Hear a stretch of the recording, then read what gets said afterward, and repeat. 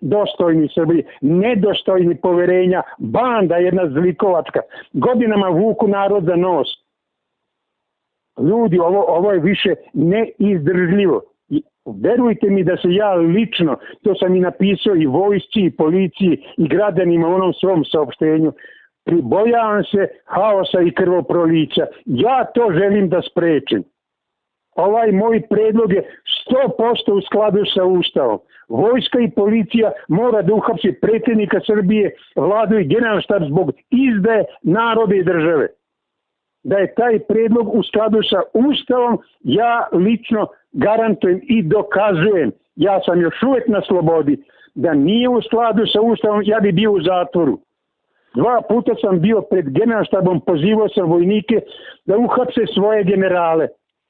A da je taj moj predlog jedini moguć, koga se i režim isključivo njega boji, jeste donešeni zakon kojim se ovlašćuje vojna policija da me uhapsi ako još jedan put priđem generalštabu.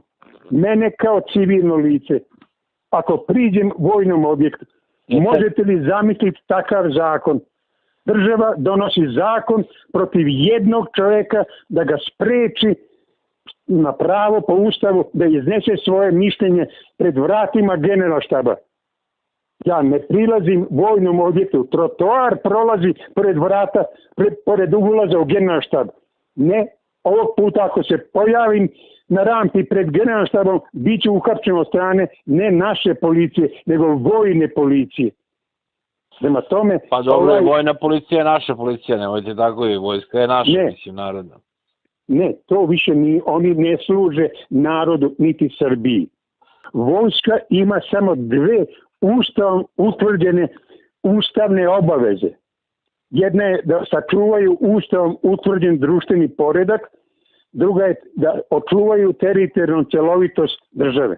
Ni jednu ni drugu ustavnu dužnost nisu ispunili. 5. oktobra su dozvolili, 2000. godine, su dozvolili uličnoj bandi da osvoji vlast, da opljačka celu državu.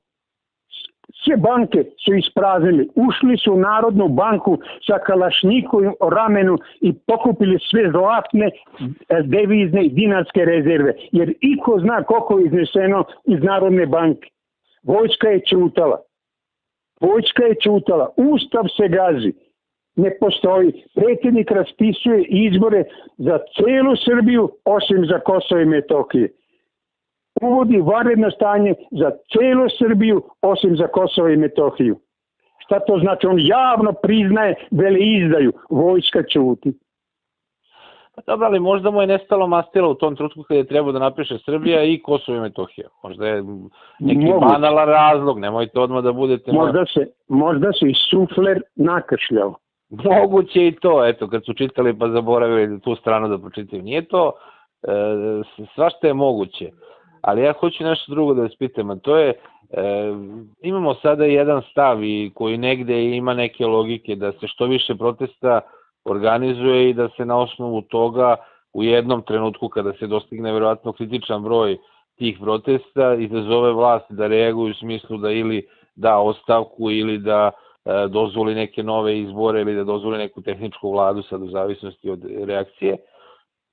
Kakav je vaš stav prema tome? Vi imate potpuno drugi stav, da zapravo... Apsolutno. Verujte mi, ja sam 5 decenija na društvenoj sceni. Ja znam kako dišu, ali bukvalno kako dišu. Rok između prijave i održavanja protesta je bio prvo 24 sata. Ja sam to koristio bezbroj puta danas za sutra. Tako sam spasio Dunavski park kada su mi kasno dodelili materijal za skupštinu gdje sam vidio da je Dunavski park isparcelisan kao najskuplje neizgrađeno građevinsko zemljište. A onda su produžili na 2 dana. Pa poslije toga i to sam koristio. A onda sada 5 dana da bi oni mogli da ubace svoje ljude pred svaki moj protest. Ti protesti su oprobana i stalna metoda državne bezbednosti.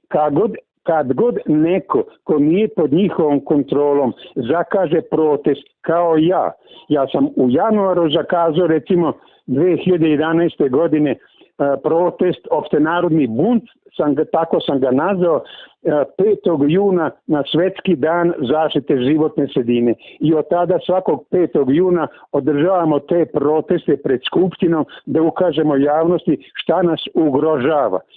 Ja sam zakazao tada u januaru, a do 5. juna bilo je 10 organizovanih protesta, sve češće pred 5. jun. Čak su i Dveri tada najavili samo dan pre 5. juna da održe svoj protest, da ukažu na nešto. Pa sam se onda obratio pisanim putem Boško Obradoviću, budeš li održao taj tvoj protest samo dan pre mog 6-mesečnog najavljenog protesta, ni Dunav te više neće oprati da radiš za režim. Baraba jedna.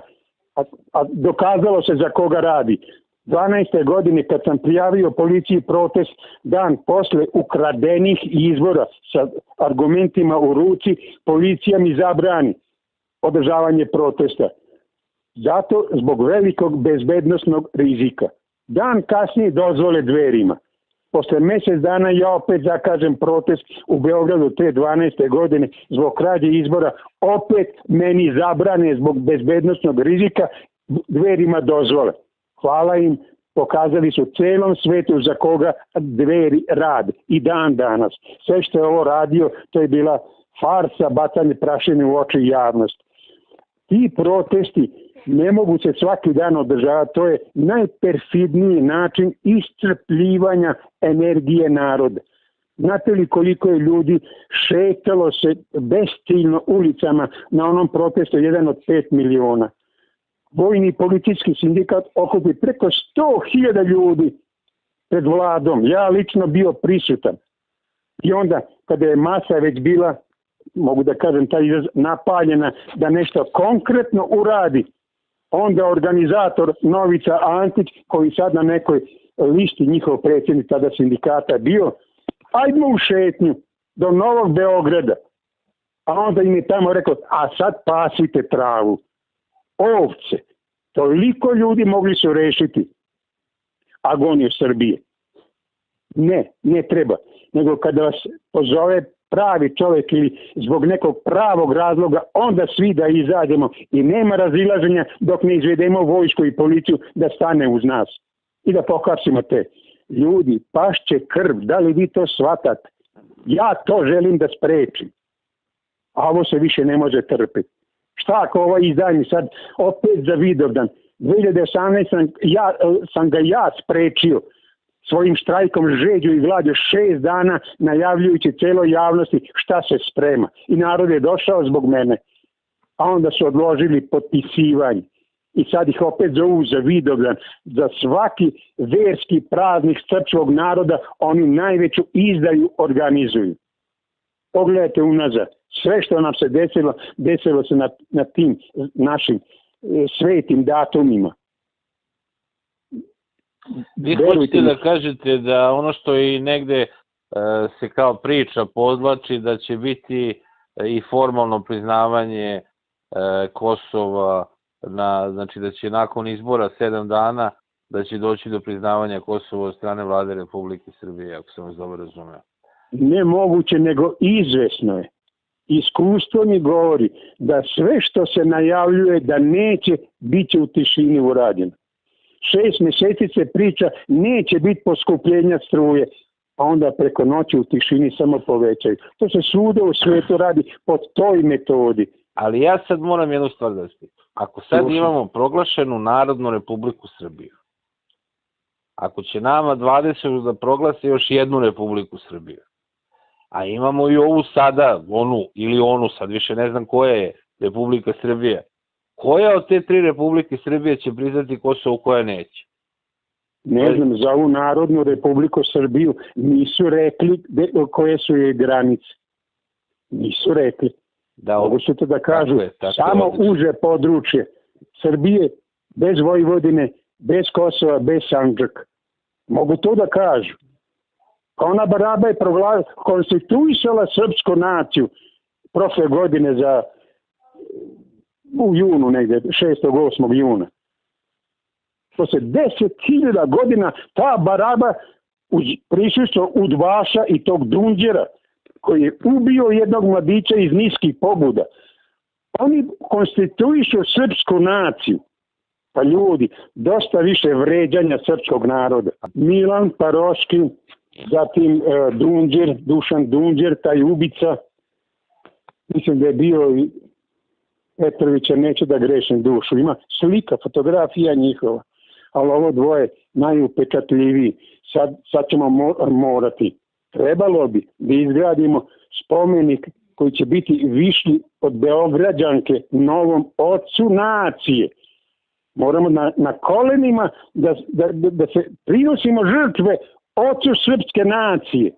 10.000 godina smo čekali da nas neko prihvati kao srpsku naciju. Dočekali smo Milana Paroškog da on konstituiše srpsku naciju. Pa ljudi, pa to vređa zdrav razum. Vi vidite onu barabu, ubicu, kako nam se obraća. Mila moja deco. A da mu pomenem sve po spisku. On koji je ubio čoveka iz najnižih pobuda, životinskih pobuda, pravnici su to lepo napisali iz niskih, a to su životinske pobude. 5 godina je bio u zatvoru. Niko ne zna gde je bio pre 3-4 godine kad se pojavio na političkoj sceni u Srbiji kao da je pao s Marsa. I onda je kao Mesija počeo da nas uči. Vi treba ovo, vi morate ono, deco moja, ljudi. Evo smo mi idioti. Dobro, ima ih. Nisam ja idiot. Jedan čovjek je zadržao zdrav razum i ne dozvoljava da mu se neko tako obraća. Ljudi, osvestite se. Umrećemo u snu. Uvoze nam već migrante. Broj se rapidno duplira iz nedelje u nedelju. Policija je primorana da to radi. Razvozi ih autobusima. Pogledajte snimke. Po 10 autobusa policija prati. Vode ih, odvoze ih u neke slabo naseljene opštine. Pogledajte koje su to mesta, Kovin, Plandište, Alibunar. Ujutru samo osvane kolona migranata praćena policijskim, predvođene i praćena policijskim automobilom. Osvestimo se.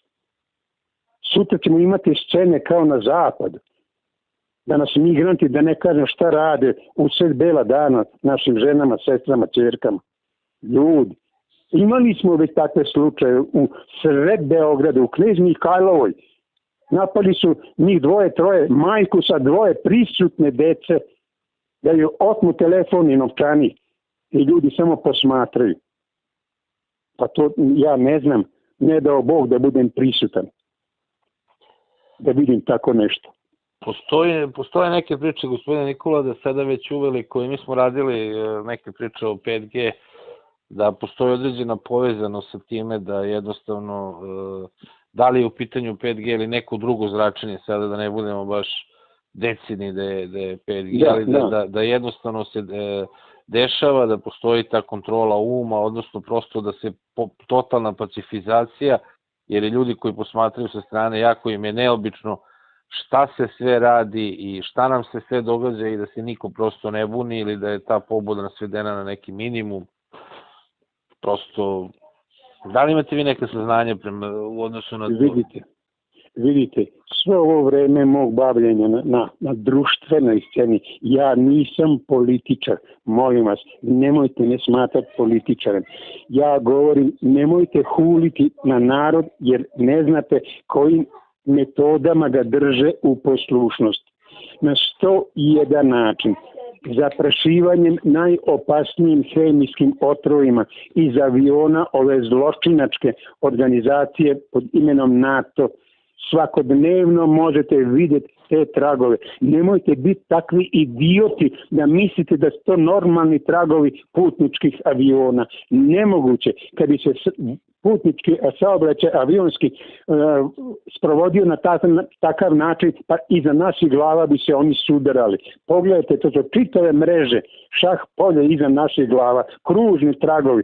Znači, razbacuju se otrovi, to nisu tragovi putničkih automobila. U tim otrovima se nalazi i litijum, koji se koristi kao lek u psihijatrijskim ustanovama da se smire najagresivniji pacijenti. Zatim voda se fluoriše. Stomatolozi su sami rekli da je najveća prevara 20. veka priča da fluor štiti zube. Hitler je fluor iskoristio da bi upravo slomio volju logoraša.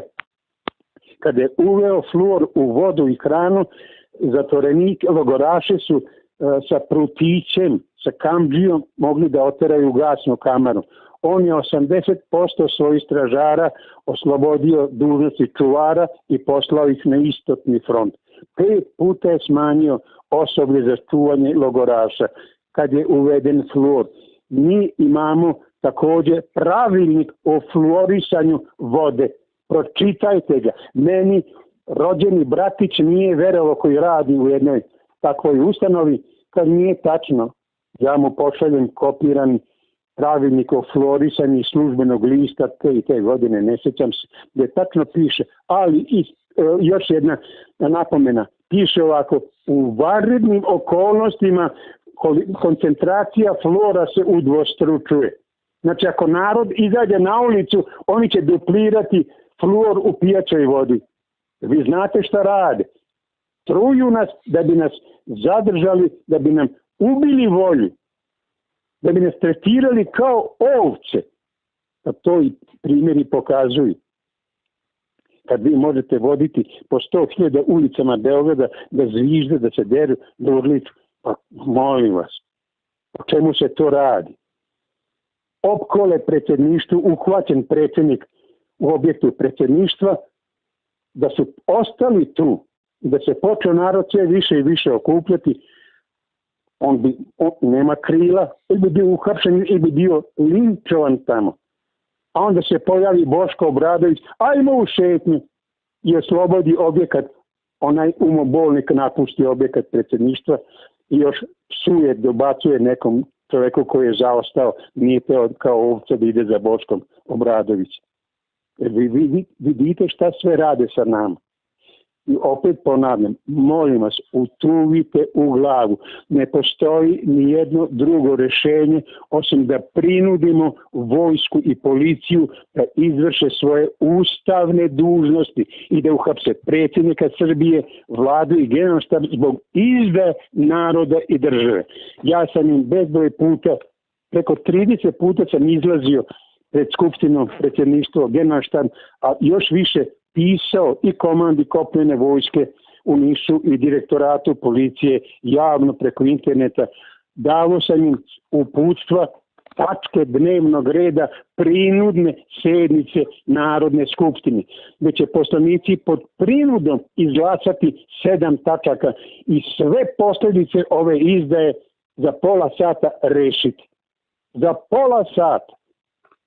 A ove sve ostale koje sam naveo i prateće, trabante, pohapsiti, procesuirati i sve što su opljačkali ili stekli, nezakonito stekli imovinu, bit će nacionalizovan. Pa mi ćemo 2 međunarodna duga monetarnom fondu moći da vratimo samo nacionalizovanom gotovinom. Toliko smo pokradeni.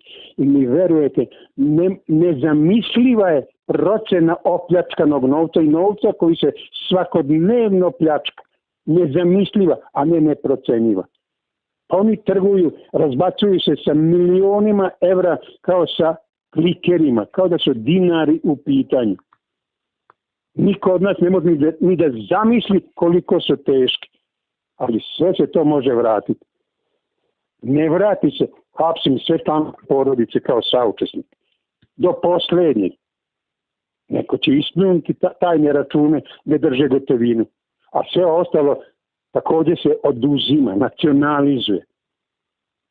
Do 7 tačaka do tančina sam im napisao.